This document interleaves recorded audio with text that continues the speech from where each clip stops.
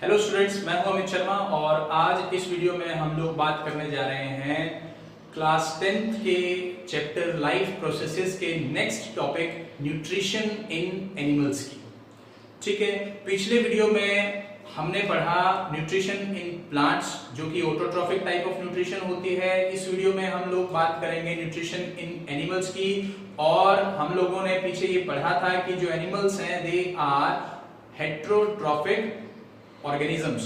Heterotrophic organisms का मतलब क्या है? जो एनिमल्स हैं वो अपना फूड खुद सिंथेसाइज नहीं कर सकते प्लांट्स की तरह। ठीक है, एनिमल्स अपने फूड के लिए डिपेंडेंट हैं किनके ऊपर? दूसरे प्लांट्स या एनिमल्स के ऊपर। ठीक है, तो such type of the mode of nutrition is known as heterotrophic mode of nutrition. आज इस वीडियो में हम लोग कवर करेंगे topics nutrition in amoeba, nutrition in paramecium and nutrition in humans का एक टॉपिक ह्यूमन डाइजेस्टिव सिस्टम। ठीक है, आइए स्टार्ट करते हैं। तो सबसे पहला टॉपिक है nutrition in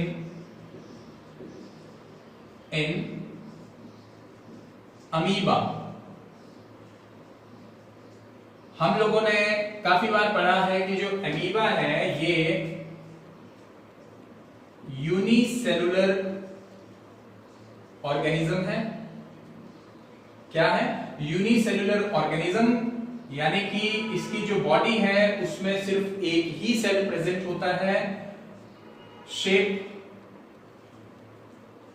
is not fixed, जिसको हम बोलते हैं इररेगुलर।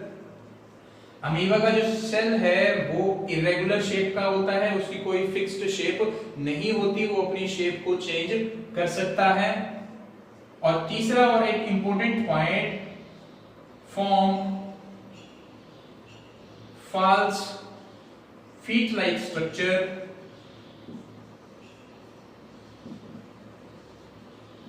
called pseudopodia। ये क्या है? false feet like structure है। इसकी हेल्प से जनरली अमीबा जो है वो from one position to another position, यानी कि एक जगह से दूसरी जगह तक मूव कर सकता है। ठीक है, अमीबा की शेप देख लेते हैं किस तरीके से हम जनरली उसको रिप्रेजेंट करते हैं। This is the shape of the cell of amoeba. ठीक है, इरेगुलर शेप है, किसी पार्टिकुलर टाइप की कोई शेप नहीं है, ये जैसे चाहे अपने शेप को चेंज कर सकता है। ठीक है, अब इसमें क्या है कि ये जो ब्लंट शेप आपको दिखा रखी है इसको हम इंडिकेट करते हैं किससे? स्यूडोपोडिया से।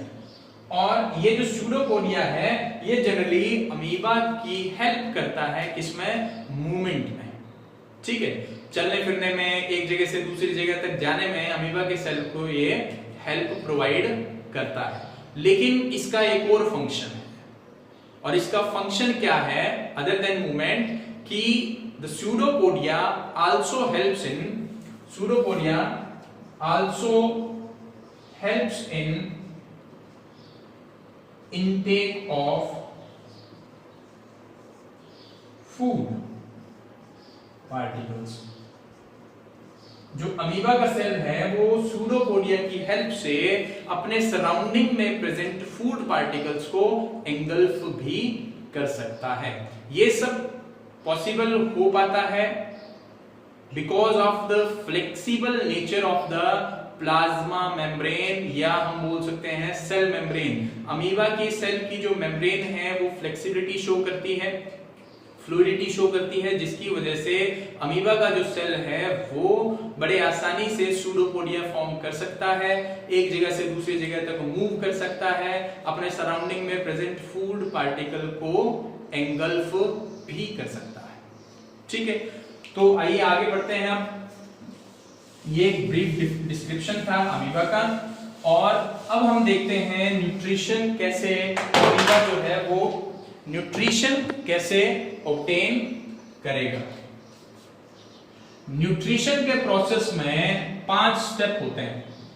First is injection. पहला स्टेप क्या होगा अपना? Injection. Injection means intake of food by organism। Organism जो है वो अपना फूड एंगल्फ करेगा, अपनी बॉडी के अंदर एंटर करवाएगा। इस प्रोसेस को हम नाम देते हैं इंजेक्शन। ठीक है। और इंजेक्शन कैसे होगा इन केस ऑफ अमीबा? अब अमीबा के अंदर इंजेक्शन कैसे होगा वो देखिए। मान लेते हैं यहां पर हमने शो कर दिया एक फूड पार्टिकल और यहां प्रेजेंट है क्या? एक अमीबा का सेल। ठीक है। अब जैसे ही अमीबा का जो सेल है वो अपने सराउंडिंग में फूड पार्टिकल की प्रेजेंस को डिटेक्ट करेगा, it start forming a pseudopodia here. यानी कि फूड की तरफ मूवमेंट शो करने के लिए वो सूडोपोडिया की हेल्प लेगा और इसकी शेप जो है वो किस तरीके से चेंज हो जाएगी?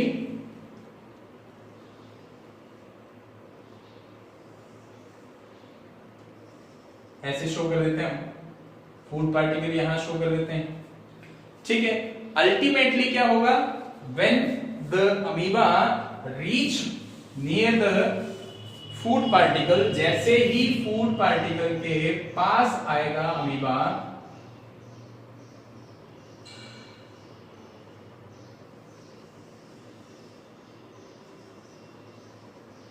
जो मेम्ब्रेन है इसकी, जो सूडोपोडिया था इसका, वो इस फूड पार्टिकल को सराउंड करेगा ऐसे। लेटर यही अमीबा का जो सेल है वो इस फूड पार्टिकल को पूरी तरीके से कवर कर चुका होगा इस पोजीशन में। और जैसे ही जो आउटग्रोथ है मेम्ब्रेन की एक दूसरे के कांटेक्ट में आएंगी, लाइक दिस,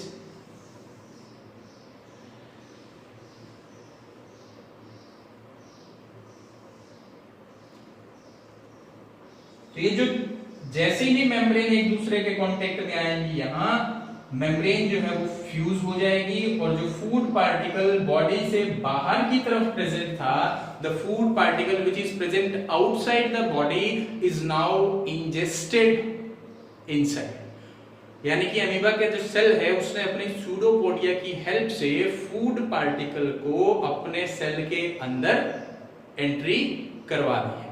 ठीक है। अब ये जो स्ट्रक्चर यहां बना है, इस स्ट्रक्चर को हम नाम दे देते हैं एंडोसोम। क्या नाम दे देंगे? एंडोसोम। ठीक है। यहां पर अमीबा का जो सेल है उसने अपने न्यूट्रिशनल प्रोसेस का फर्स्ट स्टेप यानी कि इंजेक्शन जो है वो कंप्लीट कर लिया है। ठीक है। सेकंड स्टेप होता है डाइजेशन। सेकंड स्टेप क्या होगा? डाइजेशन। डाइजेशन में क्या होगा? Breakdown of complex food into simpler और simple components with the help of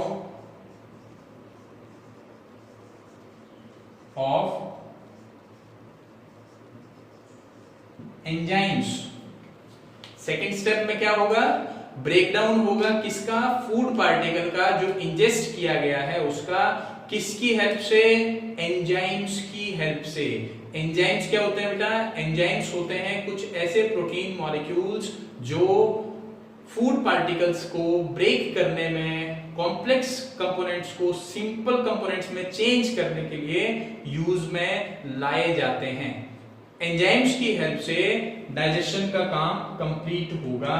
अब अमीबा में कैसे होगा वो देखिए।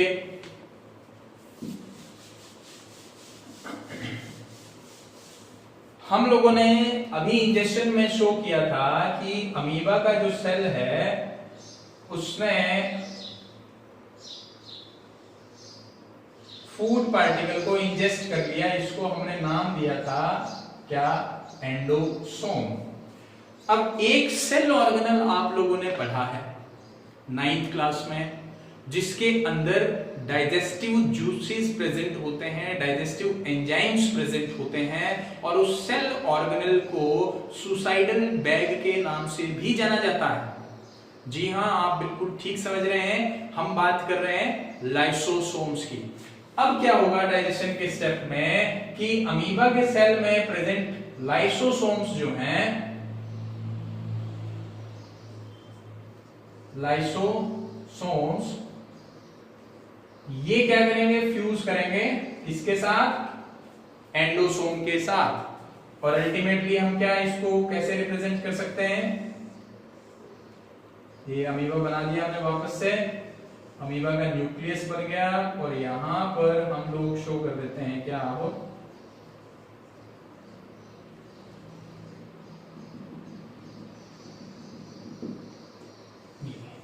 Combination of endosome and lysosome, यानी कि एंडोसोम और लाइसोसोम आपस में फ्यूज कर चुके हैं। क्यों फ्यूज कर चुके हैं, क्योंकि एंडोसोम के पास है फूड और लाइसोसोम के पास है एंजाइम्स। मैं फिर से रिपीट कर रहा हूं, एंडोसोम और लाइसोसोम ने एक दूसरे के साथ फ्यूज कर लिया। एंडोसोम के पास था फूड पार्टिकल जो इंजेस्ट किया गया, और लाइसोसोम के पास है डाइजेस्टिव एंजाइम्स। तो जब दोनों फ्यूज करेंगे तो वहां पर डाइजेशन का जो स्टेप है वो आगे कंटिन्यू किया जा सकता है। लेकिन दोनों की कॉम्बिनेशन से ये जो स्ट्रक्चर बनी है, इस स्ट्रक्चर को अब हम नाम देते हैं क्या, फूड वैक्यूल। क्या नाम दे देंगे, फूड वैक्यूल। अब ये जो फूड वैक्यूल बना है, इसमें डाइजेशन चलती रहेगी जब तक फूड कंप्लीटली डाइजेस्ट नहीं हो जाता। ठीक है, थर्ड जो स्टेप आता है न्यूट्रिशन में, वो देखिए, पहला स्टेप हमने किया इंजेशन, दूसरा स्टेप हमने किया डाइजेशन, तीसरा स्टेप देखिए अब, third step of nutrition process is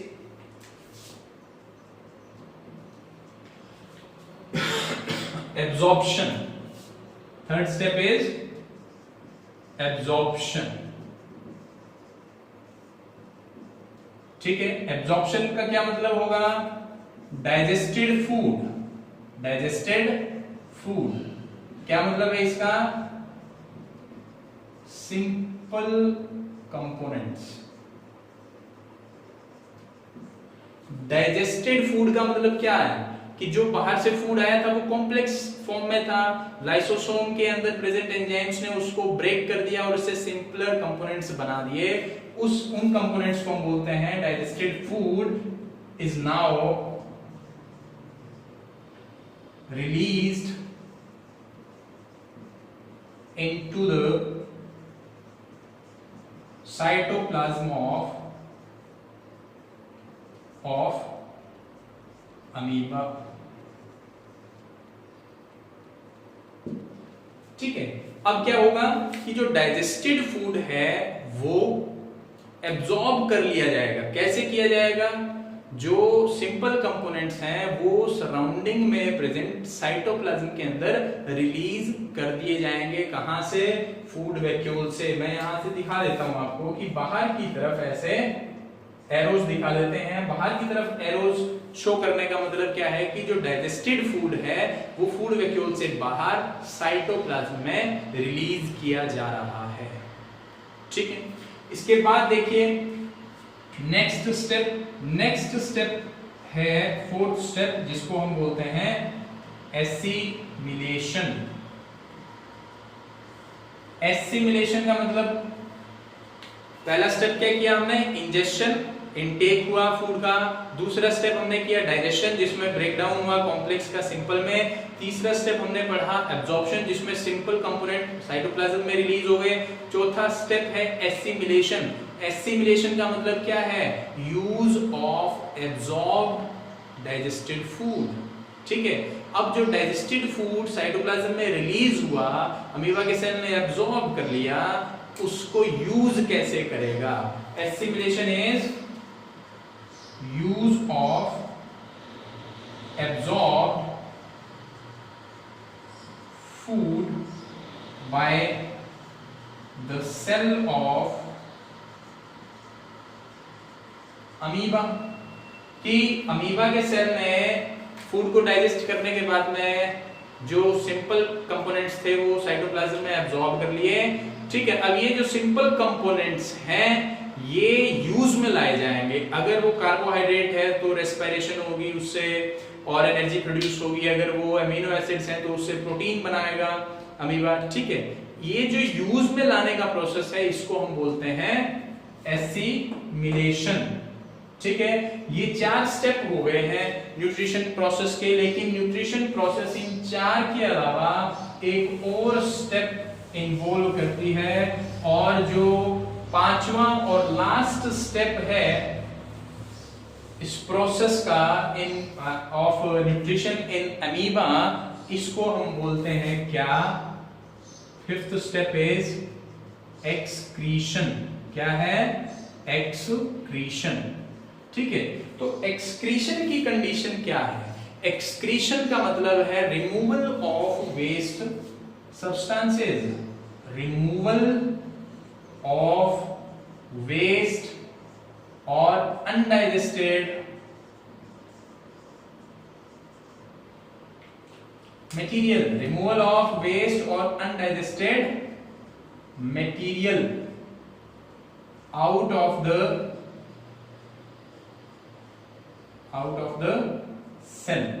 ठीक है, कि खाने को इंजेस्ट किया गया, डाइजेस्ट किया गया, एब्जॉर्ब किया गया, एसिमिलेट भी कर लिया, उसके बाद भी इस फूड वैक्यूल में जो अनडाइजेस्टेड वेस्ट बच गया है, यानी कि ऐसा मटेरियल जो डाइजेस्ट नहीं हो पाया, उसके साथ क्या किया जाएगा? उसको बॉडी से या सेल से बाहर रिमूव कर दिया जाता है, और इस रिमूवल की प्रोसेस को हम लोग बोलते हैं एक्सक्रीशन, या मोर एप्रोप्रिएटली हम लोग यहां पर लिख देते हैं इजेशन।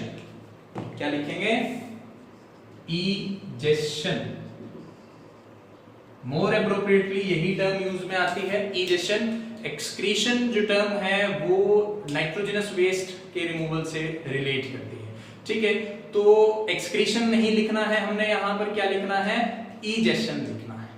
ओके, तो यहां से क्या होगा?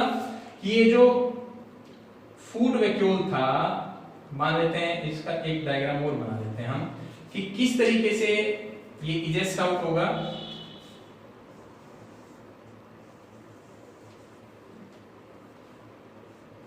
अमीबा के सेल ने फूड वैक्यूल से सारा मटेरियल एब्जॉर्ब कर लिया। अब जो फूड वैक्यूल था वो ऐसे रेजिडुअल बॉडी की फॉर्म में यहां प्रेजेंट है। क्या है ये? Residual body, and the residual body is bringed near to the plasma membrane. ये क्या है? सेलुलर सरफेस के नजदीक लाया जाएगा, and ultimately the amoeba, cell of amoeba will excrete out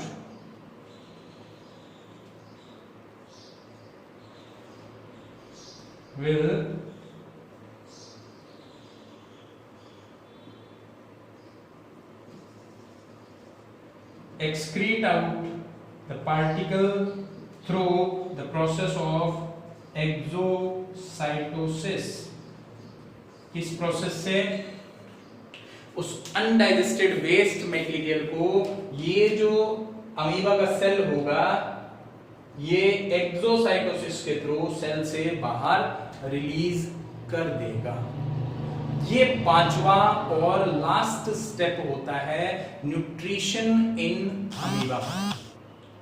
ठीक है, आई होप कि आपको 5 स्टेप जो हैं वो क्लियर हुए होंगे। सबसे पहला स्टेप था इंजेक्शन ऑफ फूड, जो कि सूडोपोडिया की हेल्प से होता है, एंडोसोम बनता है उससे। दूसरा था डाइजेशन ऑफ फूड, जिसमें एंडोसोम के साथ लाइसोसोम फ्यूज करता है और एक फूड वैक्यूल बनता है जिससे डाइजेशन होगी। तीसरा स्टेप था एब्जॉर्प्शन। एब्जॉर्प्शन में जो डाइजेस्टेड फूड मैटर था वो एब्जॉर्ब कर दिया जाता है, कहां? साइटोप्लाज्म में। चौथा स्टेप था एसिमिलेशन, जिसमें एब्जॉर्ब फूड का यूज किया जाएगा सेल के द्वारा for energy production, for repairing, okay. और सबसे लास्ट स्टेप है इजेशन। इजेशन का मतलब removal of waste material out of the body, removal of the undigested waste out of the body through exocytosis. ठीक है, ये है न्यूट्रिशन इन अमीबा। इसके बाद हम आगे करते हैं न्यूट्रिशन इन पैरामीशियम। जो नेक्स्ट है वो क्या है? Nutrition in paramecium.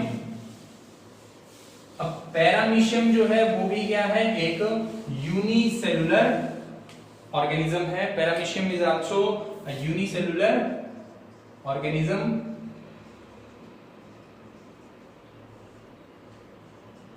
ठीक है, पैरामीशियम की शेप कैसी होती है बेटा? हमारे जूते का जो सोल होता है इसकी शेप वैसी होती है, सिमिलर टू सोल ऑफ शू। ठीक है, और इसकी पूरी बॉडी पर इस तरीके से छोटे हेयर लाइक स्ट्रक्चर्स प्रेजेंट होते हैं जिनको नाम दे दिया जाता है क्या? सिलिया। पूरी बॉडी सरफेस के ऊपर होंगे small hair like structures, huge number में प्रेजेंट होते हैं, छोटे छोटे हेयर की तरह के स्ट्रक्चर। और इन हेयर लाइक स्ट्रक्चर्स को हम नाम दे देते हैं क्या? सिलिया। क्या है? सिलिया। ठीक है, अब ये है पैरामीशियम की सेल की शेप। और इसमें दो न्यूक्लियस प्रेजेंट होते हैं, एक माइक्रो न्यूक्लियस, एक मेगा न्यूक्लियस। लेकिन जैसे हम लोगों ने पीछे पढ़ा अमीबा, वो भी एक यूनिसेलुलर ऑर्गेनिज्म था। पैरामीशियम है, ये भी एक यूनिसेलुलर ऑर्गेनिज्म है। लेकिन दोनों में एक डिफरेंस है। अमीबा जो है उसकी शेप फिक्स्ड नहीं थी, इरेगुलर शेप थी। वो सूडोपोडिया की हेल्प से फूड को इंजेस्ट करता है। ठीक है, तो अमीबा की एक प्रॉपर्टी है कि वो अपने सेल की सरफेस की किसी भी एरिया से फूड को इंजेस्ट कर सकता है। लेकिन पैरामीशियम के साथ ऐसा नहीं है। पैरामीशियम का जो सेल है इसकी शेप फिक्स्ड होती है। ठीक है, ये अपनी शेप को चेंज नहीं कर सकता है। इस वजह से ये किसी भी पॉइंट से फूड इंजेस्ट नहीं कर सकता। और फूड को इंजेस्ट करने के लिए पैरामीशियम के पास एक स्पेसिफिक एरिया होता है। स्पेसिफिक एरिया को हम बोलते हैं माउथ। ठीक है, फूड जो है वो फैगोसाइटोसिस या एंडोसाइटोसिस के थ्रू ही इंजेस्ट होगा। फूड इंजेस्ट होगा through the same invagination of plasma membrane. Endocytosis की हेल्प से ही, एंडोसाइटोसिस के प्रोसेस से ही इंजेक्शन शो होगी, लेकिन एक स्पेसिफिक पॉइंट पर ही होगी। ठीक है, थ्रू आउट द सरफेस नहीं होगी। अब देखिए पैरामीशियम करेगा क्या? Paramecium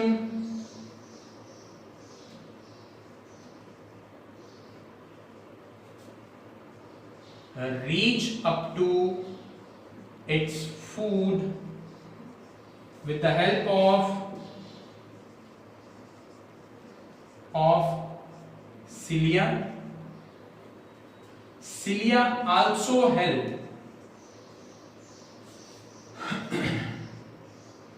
the paramecium to bring the food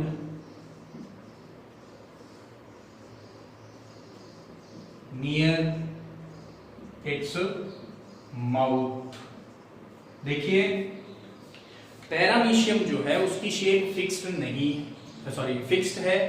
जो पैरामीशियम है उसकी शेप फिक्स्ड होती है, लेकिन वो अपने फूड तक मूव करेगा किसकी हेल्प से?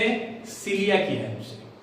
ठीक है, और ये जो सिलिया है ये पैरामीशियम के सेल की हेल्प फर्दर करेंगे किस काम के लिए? उसके फूड को लेकर के आने के लिए किसके पास? नियर इट्स माउथ, यानी कि उसके माउथ तक उसके फूड को पहुंचाने के लिए भी सीलिया जो है वो इंपॉर्टेंट रोल प्ले करते हैं। And the process of nutrition involves again दो same steps. First is ingestion, intake of food। पहला जो स्टेप है वो क्या होगा, इंजेशन। फूड को सेल के अंदर एंट्री करवाई जाएगी, intake of food through mouth. अब इसमें स्पेसिफिक एरिया है तो हम लोगों को यहां पर स्पेसिफाई करना पड़ेगा कि माउथ के थ्रू ही एंट्री होगी। Second is digestion,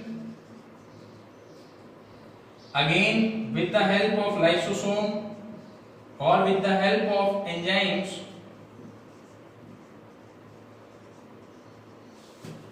food is broken down into simple components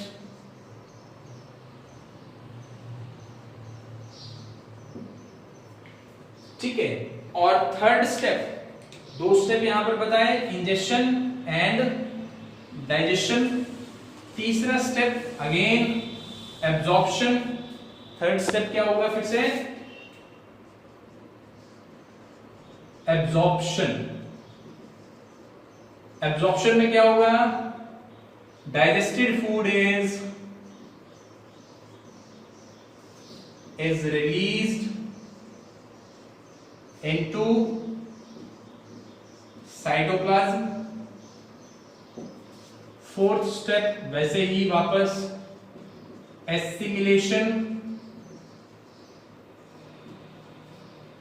cell of paramecium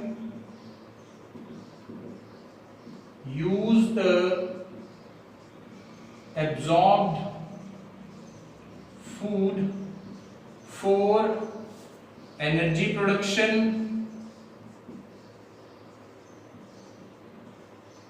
and to grow। ठीक है। और फिर लास्ट स्टेप